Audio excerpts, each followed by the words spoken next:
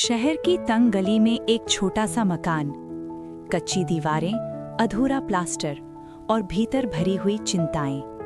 उस घर में रहते थे मोहन और गीता, उनके बेटे निखिल, बहू कविता और छोटा पोता चिंटू।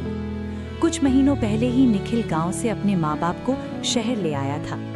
अब आप लोग अकेले नहीं रहेंगे, उसने बड़े प्यार से कहा था। लेकिन शहर सिर्फ सपने नहीं देता, कई बार सांस लेना भी मुश्किल कर देता है। रोज शाम को तुम खर्च क्यों नहीं समझती, निखिल की ऊंची आवाज गूंजती। और तुम सारी जिम्मेदारी मुझ पर डाल देते हो, कविता भी पीछे नहीं हटती। दोनों के झगड़े दीवारों से टकराकर सीधे मोहन और गीता के दिल में उतर जाते। कोने में बैठा चिंटू डर से चुप हो जाता और मोहन गीता अपने ही घर में मेहमान बन जाते। एक रात गीता ने धीमे से कहा, हमारे आने से बोझ पड़ गया है ना? मोहन ने गहरी सांस ली। बोझ नहीं, हालात भारी हैं। दोनों ने एक दूसरे की तरफ देखा और बिना कुछ कहे एक फैसला कर लिया। अगली सुबह चिंटू को स्कूल भेजकर मोहन ने निखिल और कविता को बुलाया। बेटा, रोज रोज की झगड़े ठीक नहीं, कुछ तो बात है, हमें भी बताओ।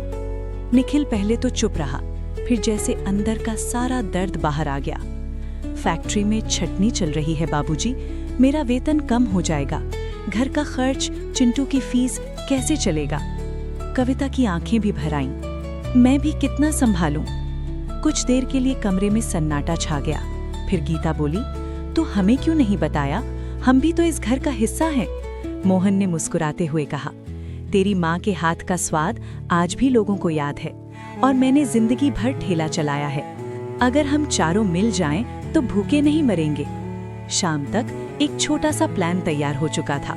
अगली सुबह घर के बाहर एक कागज चिपका था, घर का बना स्वादिष्ट खाना सिर्फ 70 रुपए थाली। रसोई में गीता मसालों की खुशबू में जैसे अपनी पुरानी दुनिया जी रही थी। मोहन बाहर चौकी लगाकर बैठ गया।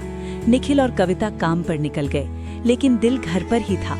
1 घंटा, 2 घंटे, कोई नहीं आया। गीता की आंखें दरवाजे पर टिकी थीं।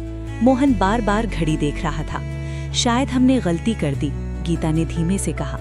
तभी कोई है, दरवाजे पर आवाज आई। दोनों के चेहरे पर चमक आ गई। एक आदमी खड़ा था। थाली मिलेगी क्या?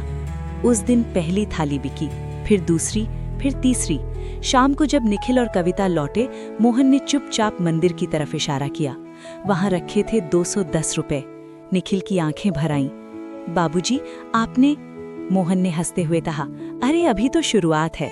गीता ने प्यार से कहा, समस्या आई है तो हल भी निकलेगा, बस हार मत मानो।